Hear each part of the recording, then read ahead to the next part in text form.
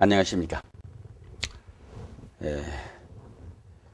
목회학, 오늘은 7번째 강의로서 목회자와 기독교 교육에 대해서 좀 말씀을 드려야겠습니다. 사실 우리 교회가 여러 가지 교육 활동을 교회에서 전개하고 있는데 그 내용과 목적 또는 교회에 따라서 여러 가지로 방법들이 각양에게 다른 그 이질적인 현상으로 나타나고 있는데, 우리가 이 교육이라고 하는 문제는 매우 중대한 문제입니다.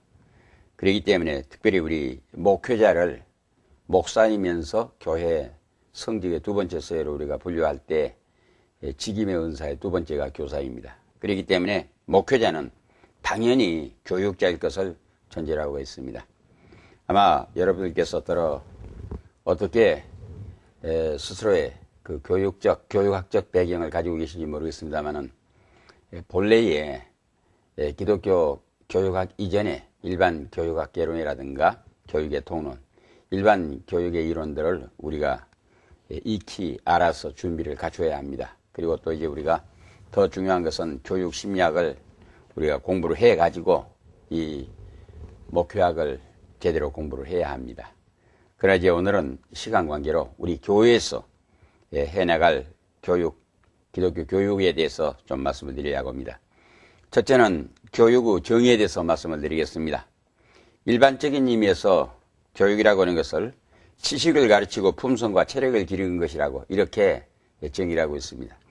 또한 성숙하지 못한 사람의 심신을 발육시키기 위하여 일정한 기간 동안 계획적, 조직적으로 행하는 교수적인 행동으로서 학교교육, 가정교육, 사회교육 이렇게 분류를 해서 정의를 하고 있습니다.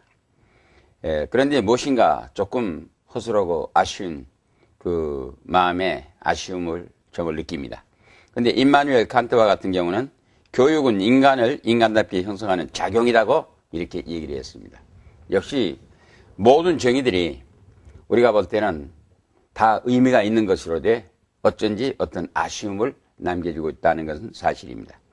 그런데 여기에 비해서 소위 페스트랄로지 같은 분은 뭐라고 얘기했는가 하게 되면, 교육은 사회혁명의 계획적 수단이라고. 사회혁명이라고 해서 참 엄청난 얘기에서는 조금 적극적인 의미에서 사회혁명을 위한 적극적인 교육이라 그래버리니까, 바로 이 계획적인 수단이라고 그래버리니까 좀 살벌한 감같이 느껴집니다만은, 역시 어떤 의미에서는 우리가 이러한 정의를 낼 수밖에 없는 것은 이와 같이 교육적 수단과 방법을 통해 가지고 우리는 무한정 발전을 해나가기 때문에 바로 그것을 이 혁명이라는 이 사회혁명이라는 개념으로 이렇게 해석한 말이 아닌가 생각합니다. 그런데 본래 교육이라는 말을 용어 자체를 제일 먼저 쓴 분은 맹자님입니다. 우리가 공자맹자지 않습니까? 372년에 나서 기원전 289년에 돌아가신 그분인데, 그분이 이 맹자의 교육 이론을 보게 되면은 아마 여러분들이 중용을 읽어보시면 알 수 있을 것입니다만, 그게 천명지 위성이요, 솔성지 위도요, 수도지 위교라고 이렇게 이야기하고 있습니다. 사람마다 하늘로부터 본래의 천성을 개성을 즉 타고났습니다. 그러므로 평생토록 하늘에서 타고난 그 성품을 지켜나갈 수 있는 것이 도라고 했고, 바로 이 도를 닦는 이것을 교육이라고 했습니다. 그렇기 때문에 원론적인 원리의 이치는 맞습니다만은, 역시 현대적 감각에서 보았을 때 좀 무엇인가 허전함을 생각할 수 있습니다. 본래 교육이라고 하는 것은 진리를 가르쳐야 하는 것이고 배우는 것이고, 그 다음에 학문을 닦는 것이고, 그 다음에는 기술을 배우는 것이고, 그 다음에는 사회인으로서의 책임과 의무를 배우는 목적을 갖는 것이 교육이고, 학교의 교육의 장이 바로 이렇게 되어야 합니다. 이런 의미에서 보았을 때 교육의 이 정의를 놓고 보았을 때, 현대 우리가 처해 있는 사회에 지금 학교 교육이라든가 모든 교육들이 무엇인가 잘못되어 가고 있다는 것들을 많이 지적해서 갈 수밖에 없습니다. 왜 그러나 하게 되면, 지금은 진리라든가 학문이라든가 기술이라든가 사회인으로서의 의무 책임이라든가 그거보다는 전문적인 어떤 자기의 전공의 분야를 향해서만 가고 있기 때문에 전문인의 양성이라는 측면에서 보았을 때는 옳다고 봅니다만은 또 이제 원론적으로 보았을 때는 매우 아쉬움. 더더구나 지금 학교 교육이라고 하는 것이 사실상 매우 잘못된 점들이 오히려 잘된 점보다 많지 않는가 이렇게 생각이 되어지게 됩니다. 더더구나 지금 이 사교육이다 공교육이다 해가지고 또 가정에서 부모님들이 서둘러 가지고 뭐 어린애 한 사람한테다가 이른 새벽부터 밤중까지 계속해서 학원에 보내고 또 이 학비 부담 때문에 참 자식을 이제는 낳기 싫어한다고 할 정도만큼 우리 사회가 어려운 시련에 위기에 봉착해 있다는 것은 교육이 잘못되어 가고 있다 하는 것을 말해주고 있지 않은가 이렇게 생각이 되어지게 됩니다. 그런 의미에서 보았을 때 우리가 이 교회 교육이 어떻게 가야 할 것인가, 우리 교회를 통해 가지고 교육에 대한 문제를 좀 바로잡아주고 바른 우리가 교육에 대한 이치를 제시해 주는 것이 옳지 않은가 이렇게 생각이 되어집니다. 저는 보았을 때 원칙적으로 지금 많은 그 학비를 대해 가지고 사교육비를 들여 가지고 학원에 보내고 있는데 원칙적으로 저는 그걸 반대합니다. 저도 독학으로 공부를 했고 저도 애들을 공부를 시켜가지고 나름대로 공부를 시켜본 경험이 있기 때문에 한데 왜 그렇게 서둘러서 학원에를 보내야 하고 또 이제 미리 이 교육이라고 하는 것이 시간적으로 단축해서 빨리 성취하는 그것만의 목적이 아닙니다. 한 평생토록의 문제인 것입니다. 그리고 또 우리 한국의 교육이 전문성이 매우 희박합니다. 특히 학문적인 의미에서 더 결함이 많지 않은가 이렇게 생각이 되어지게 됩니다. 그러므로 우리 한국이 결국 종합해서 이야기하게 되면 어렸을 때부터 대학에 이를 때까지 전부가 시험 공부로 일관해버리기 때문에 그렇다고 하면은 우리 교육의 정의에서 보았을 때 이것이 잘된 것인가 잘못됨이 너무도 많다고 이렇게 생각이 되어지게 됩니다. 그런데 이제 우리는 교회에서 행하는 기독교 교육에 대해서 이야기할 것이기 때문에 우선 가장 전형적인 시범으로서의 예수님의 교육법을 한번 생각해 보려고 합니다. 예수님은 제자를 오라고 부르셨습니다. 콜링 하셨죠. 그 다음에 제자들을 가르쳐서 훈련시켰습니다. 이것이 티칭이고 트레이닝입니다. 훈련시킨다.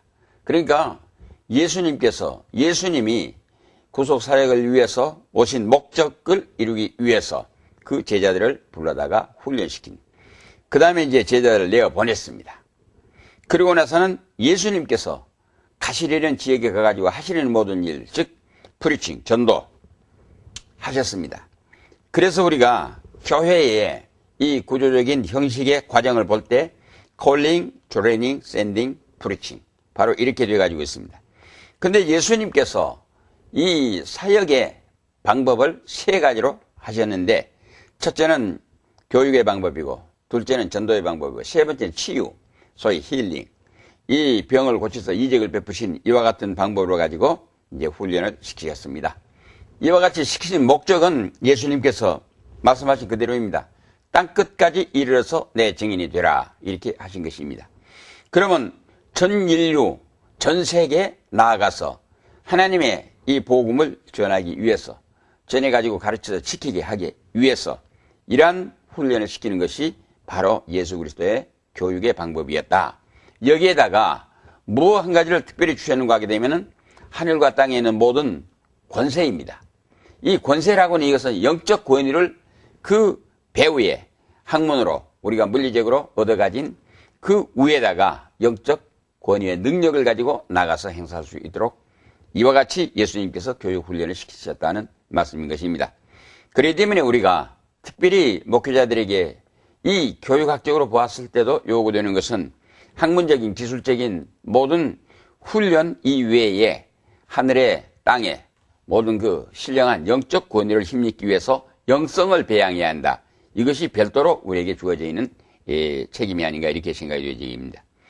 기독교 교육의 정의를 그러면 어떻게 내려야 할 것인가? 저는 이렇게 정의를 해보았습니다. 기독교 교육이란 그리스도인들에게 사명을 주어 천국 복음 운동을 전개하도록 내어보내시기 위하여 훈련시키는 과정이다. 이렇게 저는 정의를 내려보았습니다.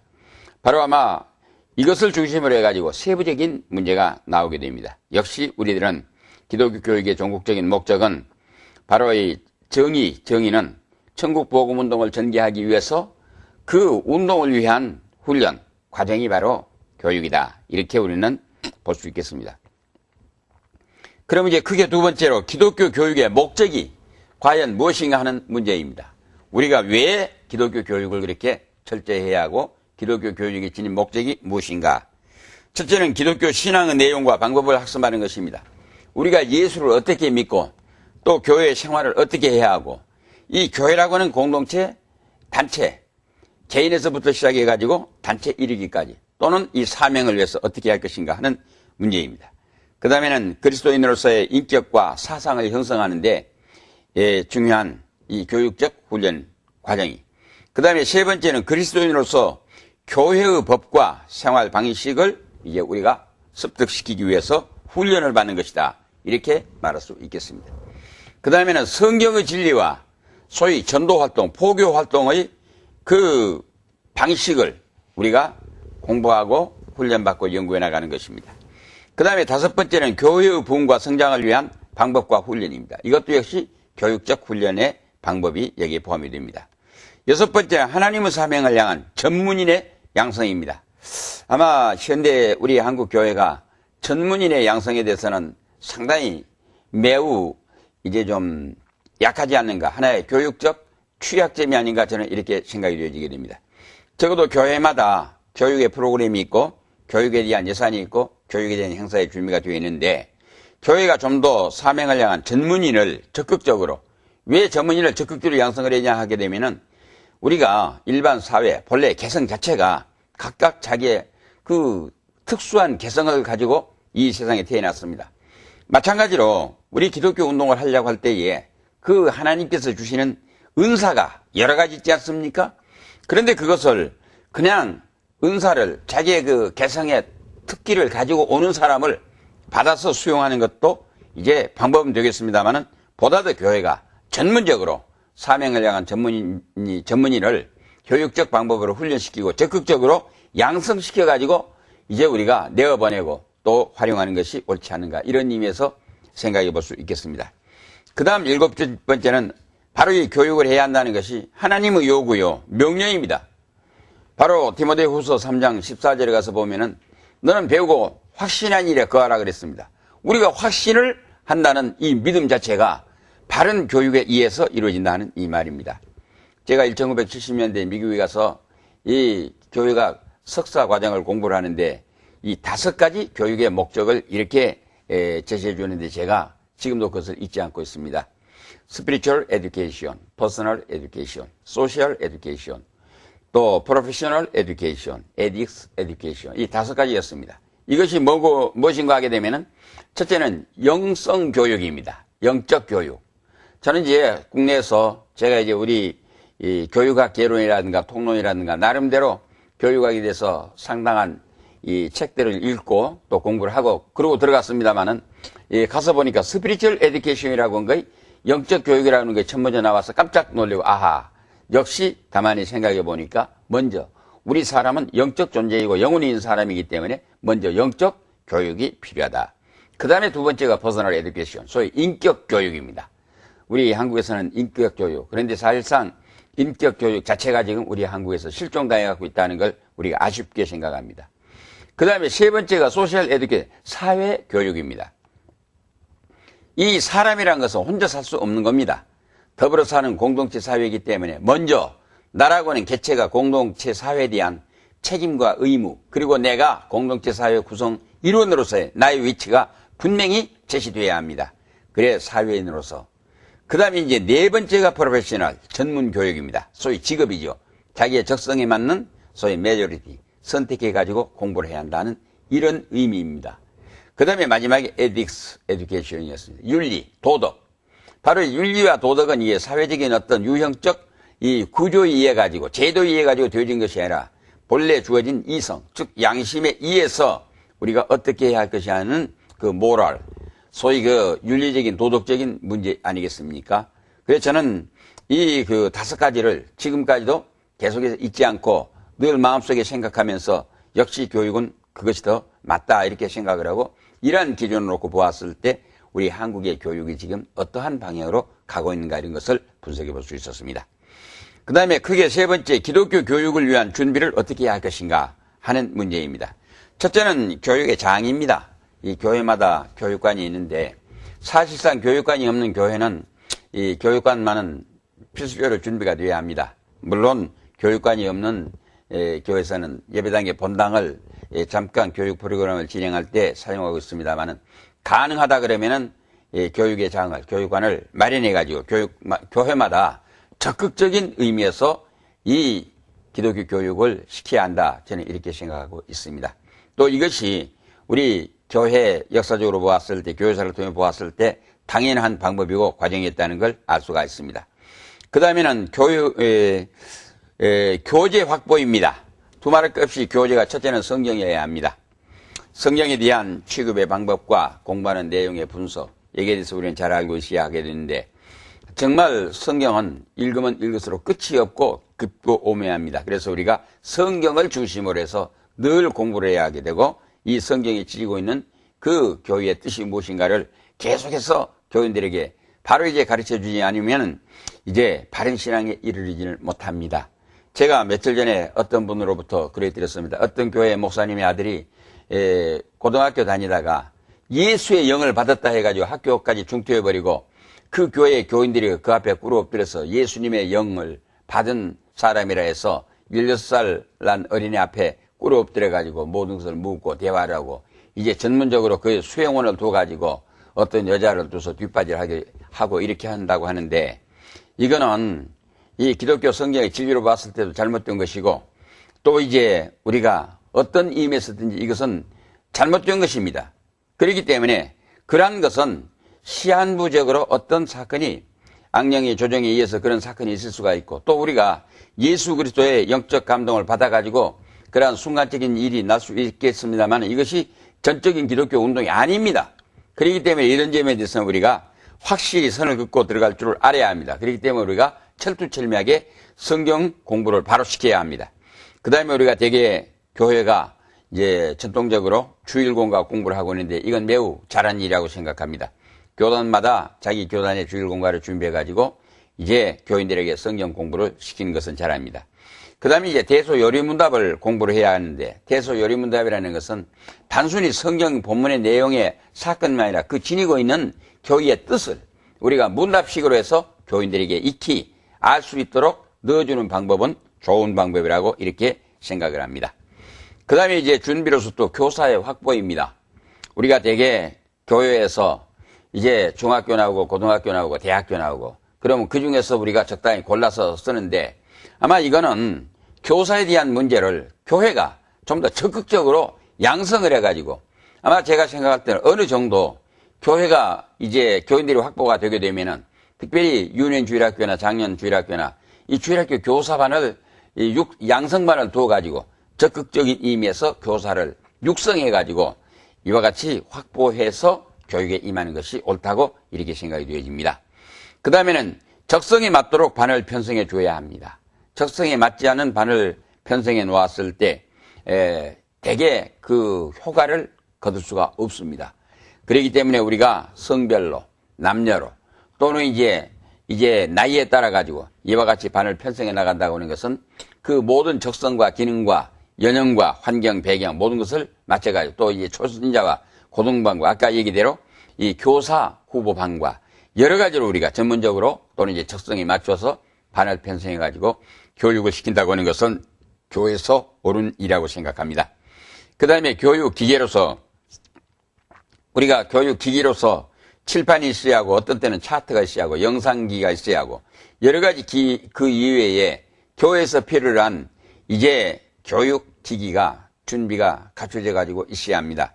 이런 문제도 아마 여러분들께서 교회를 앞으로 개척해서 세워나가고 교회 경영을 하실 때 이런 모든 문제들이 고려되어야 한다고 생각되어서 여러분들은 이것을 특별히 명심해 두었다가 교육의 기기가 확보되지 않고는 바른 교육에 이르지 못한다. 입체적인 교육에 이르지 못한다. 특별히 현대 교육 방법은 더 이제 고도화되어 있습니다. 기술적으로, 기계적으로 이제 영상 매체라든가 철저히 지금 기기화되어 있기 때문에 이러한 것들을 교회가 갖춰야 한다 이 말입니다.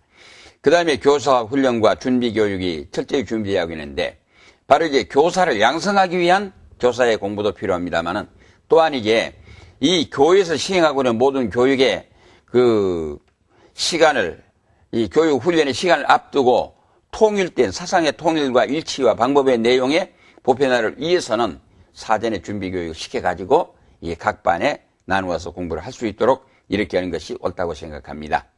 그 다음에는 피교육자에 대한 책임 관리입니다. 제가 미국에 가가지고 처음으로 미국 교회에 들어가서 부활주일 행사를 하는데, 세 사람의 학생을 내세워가고 행사를 하는데 교사가 그게 12사람이 딸려 있더라고요. 왜 그리 필요한가? 분야별로 보니까 그렇게 중요하더라고요. 이 유년주일학교 학생들을 내세워가지고 이제 교회에서 행사를 하는데, 이 학생, 그 무대에 등장하는 학생, 어린이들은 숫자가 몇 안 됩니다. 그런데 그 교사들이 각각 분야별로 전문적으로 맡아가지고 열성적으로 이와 같이 한 걸 보았을 때 정말 피교육자에 대한 책임 관리를 얼마나 하고 있는가. 또한 이제 우리가 중요한 것은 유년주일학교 교사라 그래야 되면 이게 막연히 우리가 주일학교에서 교회에서 행하는 단순히 요식적 행위라 이렇게 생각하지 마시고 학교 교육의 선생님보다도 유년주일학교 교사 선생님이었다 하게 되면 자기가 관리하고 있는 그 아이들에서 어떻게 관리할 것인가 하는 이것은 교회에서만이 아니라 평상시에도 이미 참 정답게 사랑의 마음으로 관리를 잘 해가지고 항상 잘 교회 생활에 적응할 수 있도록 이렇게 교육 훈련을 시켜서 여기 적응해 주어야 하는가 하지 않는가 이렇게 생각이 되어집니다. 그 다음에 그게 네 번째로는 기독교 교육을 위한 반편성의 문제입니다.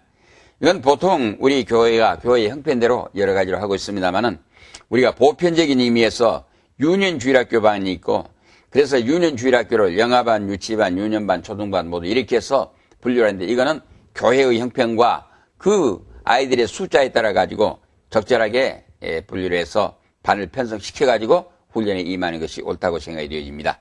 그 다음에 중고등부가 있습니다. 마땅히 중등부와 고등부가 있는데 사실상 이것도 숫자가 작을 때는 중등부, 고등부 이래버립니다만 이것도 이제 숫자가 많게 되게 되면 가능하다 그러면 학년별로 하는 것도 이상적인 방법입니다만은 이거는 교회의 그 교세에 따라서 다를 것이기 때문에 구체적인 얘기는 하기가 좀 어렵고 교회 형편대로 하는 게 옳다고 보아지게 됩니다. 그 다음에 청년부가 있는데 청년부에 대해서 제가 이제 목표를 하면서 해놓고 보니까 이 청년은 같은 청년인데 대학생들과 대학교 다니지 않는 청년을 분류시켜 놓으면 교육을 위해서는 어떤 점에서 상통한 의미가 있기는 있습니다. 그렇지만은 또 어떤 의미에서 차별되어 간 것 같아요. 대학교 못 가는 것도 서러운데 교회에서 가서조차 대학교 다니는 청년하고 대학교 안 다니는 청년하고 분류를 시켜버리게 되면 이것도 어려운 점이 있었겠습니다. 그렇기 때문에 아마 제가 생각하기에는 가능한 같이 편성을 해줬으면 좋겠는데 역시 교육 과정을 진행하기 위해서는 여기도 어려운 점이 있었습니다. 그러나 이것도 역시 교회의 형편에 따라 가지고 또 만약에 이렇게 해서 반을 분류할 경우가 있을 때는 분명히 충분히 이해할 수 있도록 사전에 설득을 시키고 이해를 구해가지고 하는 것이고 조심스럽게 다가가야 하라고 생각합니다. 그 다음에 이제 초신자반이 있는데 초신자반은 마땅히 우리가 제가 어렸을 때는 이제 교회에 가게 되면 첫 먼저 예배당에서 가르치는 것이 초학문답이라고 해서 초신자의 공부를 시켰는데 요즘에는 그런 것이 없어져 버렸습니다. 그 초학문답을 보게 되면 이 세상을 누가 만드셨습니까? 하나님께서 만드셨습니다. 무엇으로 만드셨습니까? 말씀 한마디로 만드셨습니다. 며칠 동안에 만드셨습니까? 엿새 날에 만드셨습니다. 그리고 일곱째 날은 뭐 했습니까? 모든 일을 마치고 쉬셨습니다. 이렇게 초학문답을 쭉 거기서부터 시작해갖고 우리의 신앙 고백과 십계명과 적어도 우리가 교인으로서의 입교인으로서의 갖춰야 할 기본 모든 교육 문답을 철저히 공부를 해가지고 그래서 그걸 기준으로 해서 이제 학습문답, 세례문답 이렇게 해가지고 교회 교인으로서의 입문하게 되었습니다. 그런데 이러한 것이 지금은 거의 없어가지고 지금 현대 교회에 다니신 분들에게 그런 그 초학문답의 책을 들어보냐 하게 되면 아마 나이가 젊으신 목사님들도 아마 이건 모른다고 하실 거예요. 그만큼 우리 한국 교회가 지금 초대교회 시절에 비해 가지고 사실상 질적 교육의 내용이 상당히 지금 뒤지지 않는가 아니면은 허술해지지 않는가 이러한 감을 느끼게 합니다. 그 다음에 이제 장년부가 있습니다. 장년부는 두말 것 없이 장년인데 여기도 남자반 여자반으로 나눌 수가 있게 되고 그 교회 형편대로 그 다음에 이제 노년부 65세 이상 이것도 교인들의 숫자에 따라서 항상 우리들은 적성에 맞게 그 환경과 그 형편처리를 잘 고려해서 그렇기 때문에 우리 목회자들이 여기에 대해서 상당히 민감하게 우리가 대처하지 않으면은 이 교육에 가서 교육 훈련에 가서 차질을 가져올 수밖에 없을 것이다. 이걸 생각해 볼 수 있습니다. 그 다음에 이제 주부반이라고 또 우리가 둘 수가 있는데 사실 그렇습니다. 신혼부부에 대해서 신혼생활로부터 시작해가지고 이제 가정생활과 이 다음에 신앙생활을 이 신혼부로서 어떻게 해야 할 것인가. 왜 그런가 하게 되면 보통 결혼을 하게 되게 되면은 내가 이제 결혼했으니까 마땅히 신랑이고 신부가 이제 새로운 이제 부부가 되어서 가정을 이룬다. 단순 논리에서는 맞는 것입니다만은 우리 교회가 좀 더 적극적인 의미에서 교인들의 숫자 봐가지고 이런 사람들에겐 특수 소위 신혼부부로서의 기본 교육을 교회가 이제 장려시키고 권장해 줘야 할 필요가 있지 않는가 이렇게 생각이 됩니다. 그 다음에 또 이제 젊은 분들에게서는 임신부가 있습니다. 역시 임신부 역시 신혼부부와 함께 이러한 모든 기초적인 것을 좀 교회가 적극적으로 이럴 때 우리가 신앙적인 입장에서 어떻게 해야 할 것들을 가르쳐 주게 되면 훨씬 더 좋지 않는가 이런 생각이 되어지게 됩니다. 그 다음에 아까 전에 이야기했던 대로 교사 육성반입니다. 우리가 몰려오는 사람에서 골라서 쓰는 것보다는 교회가 적극적으로 이제 교사를 양성해 가지고 이래 길러서 교육을 시켜 가지고 준비를 해서 활용하는 것이 좋지 않은가 이러한 의미입니다. 기타 그 이외에도 여러 가지 방법으로 교회의 형편에 따라서 반을 편성할 수가 있습니다. 그리고 또 이제 우리 한국 교회 지금 특수성이 보니까 이제 구역 예배라 해가지고 구역장들을 작게는 몇 군데서부터 시작해서 많게는 몇백 개, 몇천 개까지 이렇게 해서 해가지고 있는 걸 보았는데 이분들에 대한 교육 훈련을 어떻게 시켜야 할 것인가 하는 문제입니다. 공과를 가지고 가서 보는데 참 우리가 이 구역 예배라든가 구역 행사에 대해서 여러분들이 교회에서 보게 되면 어떤 교회 보게 되면 대교회에서 구역이 몇십 개가 되고 몇백 개가 되는데 그 통계 집계표를 보면 어떤 데 가서는 한 사람이서 구역 예배를 드렸다. 또 두 사람, 세 사람 이렇게 했다 하는데 아마 그렇게 요식적인 것보다는 조금 더 현실성 있게 해가지고 가는 것이 옳지 않은가 저는 이렇게 생각이 되어지게 됩니다. 제가 목회할 때는 대개 구역을 한 5개로 해가지고 교육자가 5군데를 다 직접적으로 다니면서 하는데 한 구역에 많이 모일 때는 제가 옛날 목회할 때 한 100여 명씩 모인 이런 경우들이 그래서 장소를 이제 교인의 가정에 마당을 빌려가지고 이렇게 예배를 드리고 했던 경우도 있습니다. 아무튼 교회의 형편 따라가지고 우리가 이 편성을 할 것이로되 기독교 교육을 위한 반편성의 문제에 대해서는 좀 더 전문적이고 적극적인 배려가 있어야 하지 않는가 이렇게 생각이 되어지게 됩니다. 그 다음에 5번째는 가족끼리의 대화 시간을 좀 가져야겠습니다 하는 이 문제를 제가 이제 적극적으로 권장합니다. 우리 한국 교회가 대부분의 교회들이 가족 시간을 외면해버리고 무시해버리고 의식하지를 안 해버립니다. 그런데 이거는 우리 기독교 교육학적 의미에서 보았을 때 교회 경영의 잘못됨이라고 저는 생각합니다. 좀 죄송한 얘기입니다만은 조심스럽게 제가 얘기를 한다고 하면은 금요일 날 요식적으로 우리가 밤 10시에나 예배당에 모여가지고 12시가 지나게 되면 우리가 철야기도 했다 그래서 금요 철야 기도해라. 너무도 우리가 요식적 그 틀에 잡힌 그 관행적인 행사를 진행하는데 저는 그것보다는 차라리 그 시간에 교인들로 하여금 그 시간에 가족 모임의 시간을 가질 수 있도록 소위 가족 모임의 시간을 갖도록 교회가 권장해야 한다고 봅니다. 이거는 제가 적극적인 의미에서 그래서 그때는 어머니나 아버지나 어린 애기까지라도 엄마가 좀 맛있는 음식을 준비해놓고 온 가족들이 둘러앉아서 여러 가지 자유스럽게 가정의 대화의 시간을 갖도록 만들어줘야 한다 이 말입니다. 그래서 가정의 대화의 시간을 통해 가지고 왜 우리가 예수를 믿어야 하는가 또 내가 어떻게 믿어야 할 것인가 또 우리 가정이 어떻게 해야 할 것인가 우리 개인이 어떻게 해야 할 것인가 모든 것을 어머니 아버지로부터 시작해서 어린아이들에게까지 모두 자유롭게 자기 의견을 제시해 가지고 그 기회를 통해서 가정의 화평이 도모되고 그 다음에 이제 자기 스스로가 모든 걸 알아서 선택할 수 있는 그런 기회를 부여해 줘요. 신앙 자체도 어머니 아버지가 예배당에 다니니까 따라간다는 식이 아니라 내가 꼭 예수를 믿어야 한다는 것을 그런 시간을 통해서 갖도록 해서 가족 이 모임의 시간을 저는 적극적으로 권장합니다. 그래서 가족끼리 친목과 대화의 시간을 가져야 하고 부모들의 여기에는 준비가 있어서 그날 아버지라든가 어머니라든가 어떤 책, 사무, 사건을 두고 주제를 가지고 이야기한 다음에 자유롭게 토론하고 가족의 시간을 가져야 한다. 자유로운 대화와 토론을 갖춰서 여기는 평등의 원칙이고 자유의 원칙입니다. 그 다음에 대화의 내용은 제시하되 본인의 선택 기회를 주어서 어린 아이들로 하여금 자기들이 명령에 의해서 따르는 것이 아니라 스스로 선택해서 결정해가지고 행동에 옮길 수 있도록 만들어줘요. 그래서 매주 한 차례씩 함께 이와 같이 가족 시간을 갖는 걸 좋다고 생각해서 저는 적극적으로 권장하면서 모든 가족이 함께 일하고 함께 휴식하자 이렇게 가도록 이끌어주는 것이 좋다 생각해서 오늘 여기까지 해서 첫 강을 마쳐드립니다. 감사합니다.